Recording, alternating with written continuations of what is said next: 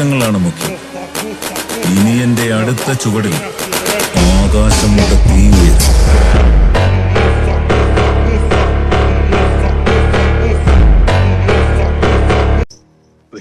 அது வந்து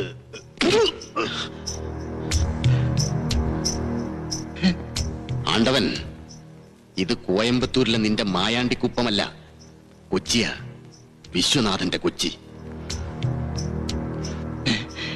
കരുത്തും കയ്യൂക്കുമുള്ള അംഗരക്ഷകന്മാരെ കൊണ്ട് താൻ തന്നെ കണക്കുകൾ നേരിട്ട് തീർപ്പിക്കാമെന്നായെങ്കിൽ പിന്നെ മേലാൽ ഒരു തവണ കൂടി ഇങ്ങനെ വന്നു പോകരുത് വിശ്വനാഥന്റെ സമക്ഷത്ത്. ജി എടോ ഹരിവംശീലാൽ പന്നാലാൽ, ഒരിക്കൽ തന്നെ സേവിക്കാൻ ഇറങ്ങി കസ്റ്റംസുകാരുടെ വലയിൽ ഇവൻ അകപ്പെട്ടപ്പോ രക്ഷിച്ചെടുക്കാൻ ഒരു ചെറുവിരൽ പോലും അനക്കിയില്ല താൻ.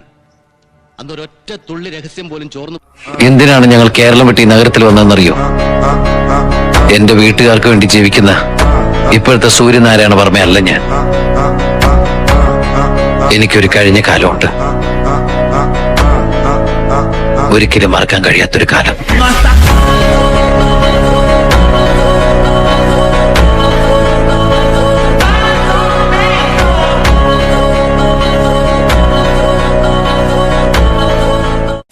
ഇവന്മാരിത് പൊളിക്കൂ? അല്ല, ഇവന്മാരിത് പൊളിക്കൂ തന്നെ സൗണ്ടാ സാറേ. ആരോഗ്യമുള്ളവരത്തിന് കെട്ടി തൂക്കണ്ടേ? അപ്പൊ കുറച്ച് ശബ്ദമൊക്കെ ഉണ്ടാവും.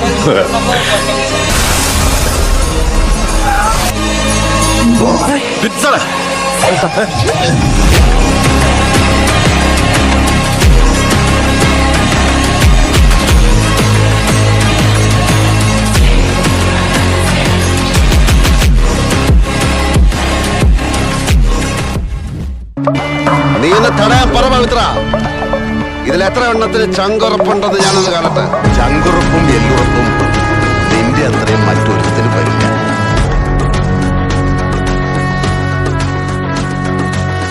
ചങ്കുറപ്പും എല്ലുറപ്പും നിന്റെ അത്രയും മറ്റൊരുത്തിനും വരില്ല.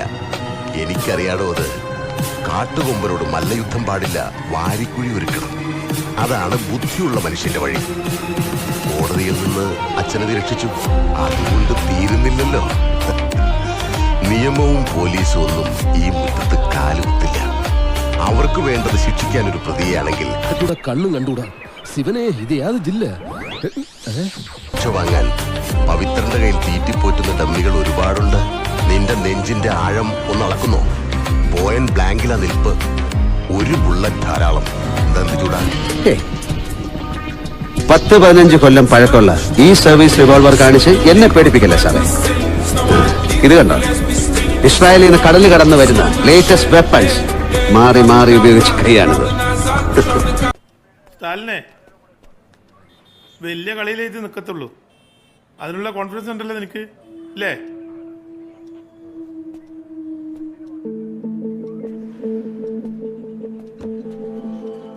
സാറേ, വൈകുന്നേരം 10 മണിക്ക് കളി തുടങ്ങും. അത് രാത്രി 2 മണി വരെ പോകും. ഇങ്ങനെ പറഞ്ഞിട്ട് പോണ ഒരുത്തന്റെ കോൺഫിഡൻസിനെ സാർ അണ്ടർ എസ്റ്റിമേറ്റ് ചെയ്യരുത്.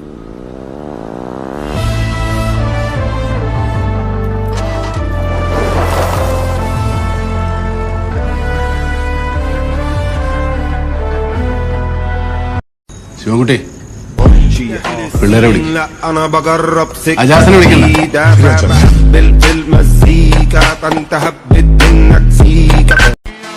പിള്ളേരെ, ഇതിനു മുമ്പ് പല കോളിൽ നിങ്ങൾ കളിച്ചിട്ടുണ്ടാവും. ഇത് ബാബുവിന്റെ കോർട്ടാണ്. ഇവിടെ കളി ഞാൻ തീരുമാനിക്കും.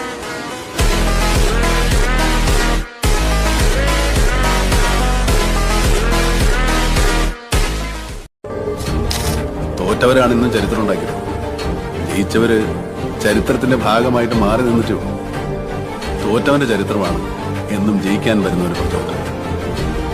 ഇത് ബെറുങ്ങനിട്ട് തട്ടാനുള്ള പന്തല്ല, ഭൂഗോളാണ്.